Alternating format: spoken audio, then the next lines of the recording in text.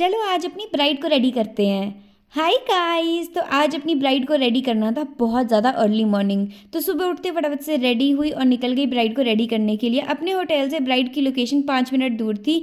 वहाँ पहुँचते ही भाई साहब लाइट भी चली गई। अब मुझे समझ नहीं आ रहा था अंधेरे में मेकअप कैसे होएगा, लेकिन थोड़ी देर के बाद लाइट भी वापस आ गई और हमारी ब्राइड इतनी प्रिटी लग रही है। आप मुझे कमेंट्स में बताना आपको ये लुक कैसा लगा। ब्राइड को मेकअप बहुत ही ज़्यादा मिनिमल चाहिए था। मैंने फाउंडेशन का भी सिंगल पंप यूज़ किया है एंड अपेरेंटली इतनी मेकअप की इन्हें ज़रूरत भी नहीं थी। She was already very pretty और मेरी एक्सपर्टीज़ भी नेचुरल मेकअप में ही है, तो इससे बेटर चीज़ मेरे लिए भी क्या ही हो सकती थी।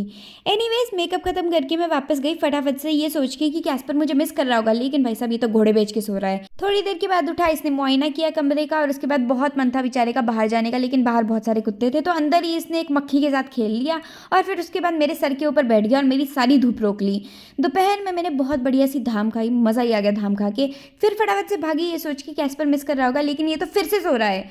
एनीवेज शाम को बहुत ठंड हो रही थी, तो मैंने कैस्पर को उसके प्यारे से कपड़े पहनाए जो एक्सट्रीमली सॉफ्ट है, लेकिन कैस्पर तो इतने अड़न में बैठ रखा है जैसे पता नहीं क्या ही कर दिया उसके साथ मैंने। और कोई फ़ायदा नहीं हुआ मेरी इतनी मेहनत करने का, क्योंकि थोड़ी देर के बाद इसने खींच के अपने कपड़े खुद ही उतार लिए।